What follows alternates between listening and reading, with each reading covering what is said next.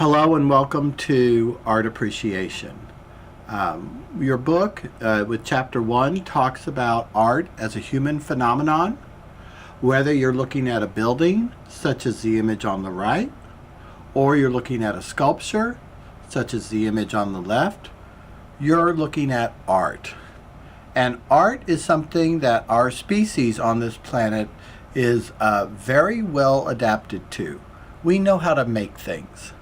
And art appreciation is all about the stuff we make. If you look at the word itself, art appreciation, it comes from the Latin ars ad pretium, which translates to a skill to value. So one of the first things we want to think about in this class is what skill do we value with the artist? But first we want to look at what visual art is. In defining visual art, we understand that it is primarily associated with seeing. It is the creation of an image or object to express a feeling or idea related to an experience, thought or feeling, or to actually improve the circumstance of our experience. This is known as engaged vision. And this is what your Chapter 1 is talking about. It's known in the art process, it is known as the first viewing. The artist is the first viewer. He or she sees the work first in their mind and then translates it through their hands for the rest of us to see. And we as the audience are known as the second viewer.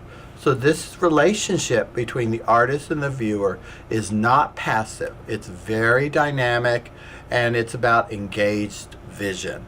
So when we're thinking about what skill we value with the artist, we value how they see. So it is the artist's vision that we value most. And here are three ways that we can see. We can see through memory, we can see through observation, and we can see through imagination. And these are three images related to Frida Kahlo. And on the left, this is kind of representative of the past. She's remembering Diego in her mind. It's called Diego and I from 1949. So this is about seeing things from the past.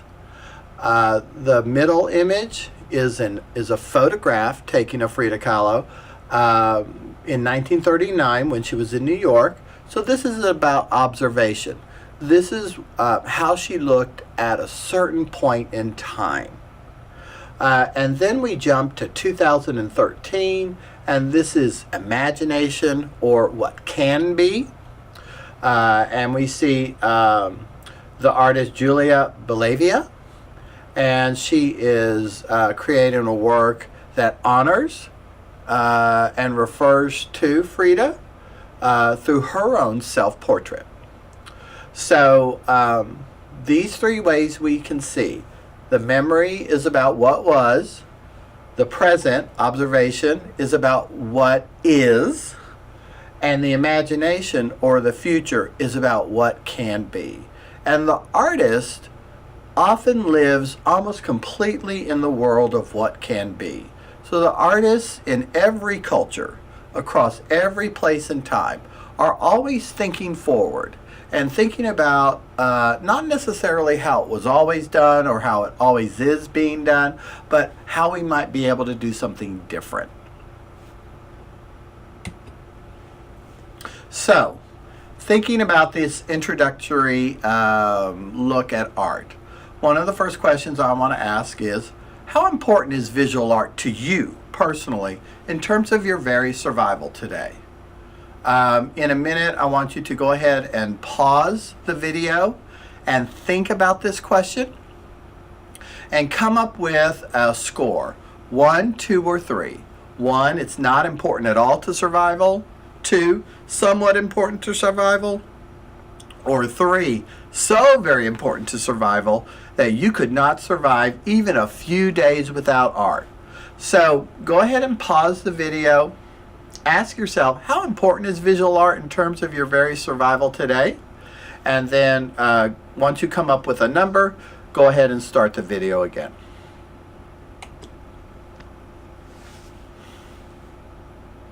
Okay, so now that you've come up with a number, think for a second. If everything that is art were removed from your life, where would you be and how would you be?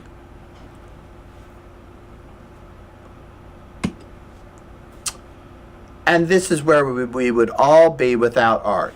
We would be naked in a field. Okay? One of the things I want you to think about is we are one of many species on this planet, and this is how our species began. We began as naked in a field.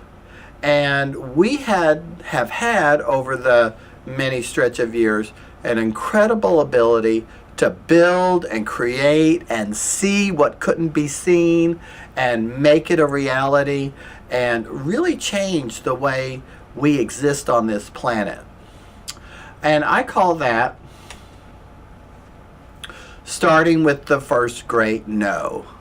We all have a shared ancestor or ancestors who looked at their condition of being naked in a field, like again every other species on this planet, and that person or persons said no.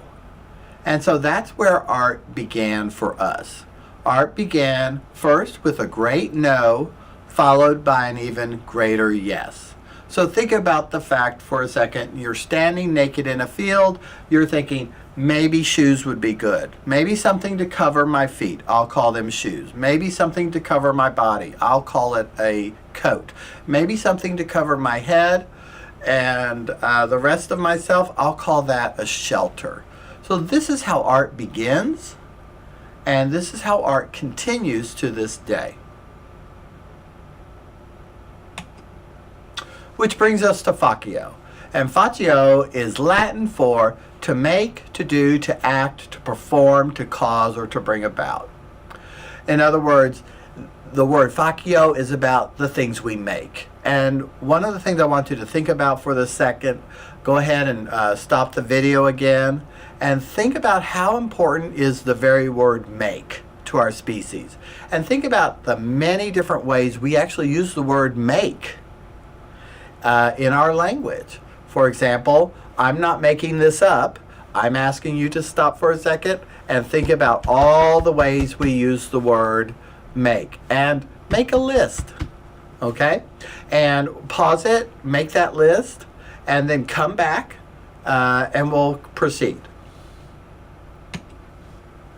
So, here are just a few that I thought of. We make things happen.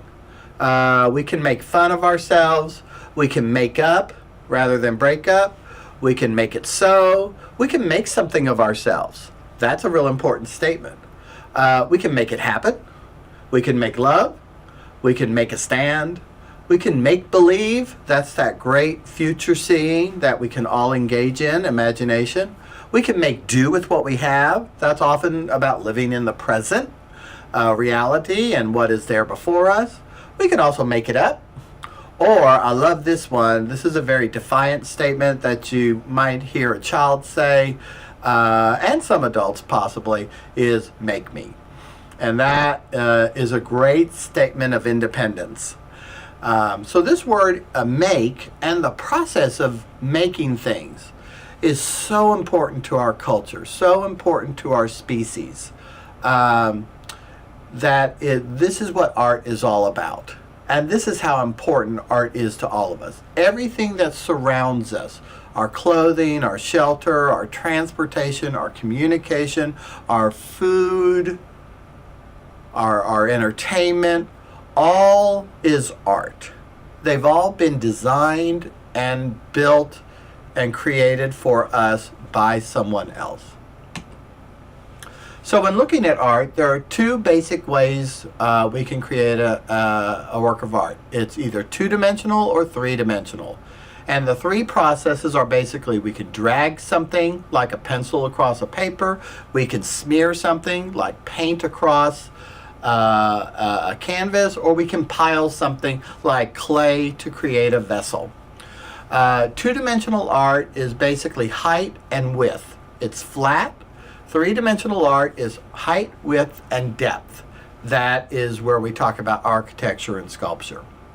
When we're talking about art, we have to look at two modes or two purposes: function and expression. Your book also talks about it as the performative and the mimetic. And in a larger sense, it's also known as applied art or craft and fine art expression. Louis Kahn talked about beauty, for example, as the most functional and the most expressive combined. So these are the two actions or the two purposes that take place when we are conceiving and creating a work of art.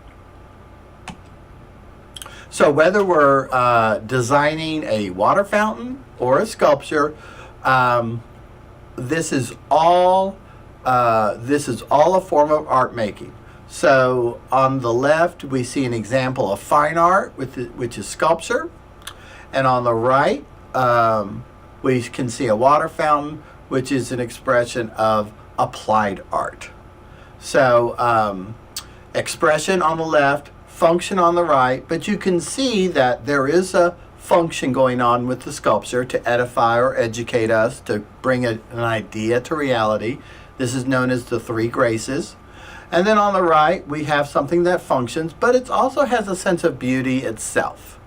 The clean lines, the geometric shape that it has, all of these things work together. So anytime you're looking at a work of art, whether it's primarily for expression or primarily for purpose, both actions take place, function and expression at the same time.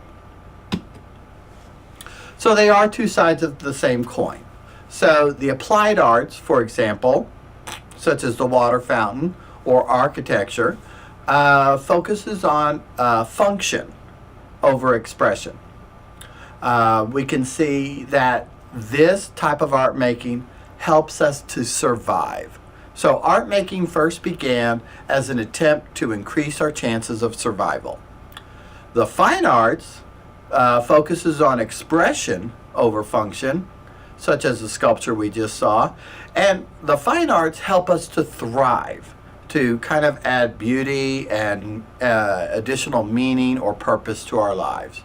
So, but they're still operating on the two sides of the same coin, function and expression.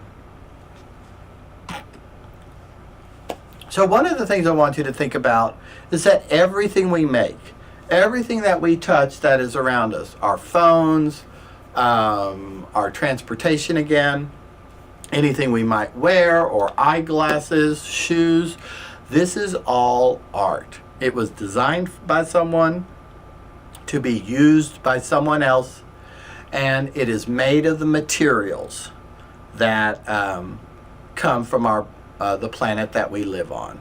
So this semester we're going to be looking at art and how art really impacts our living and how important art is to us.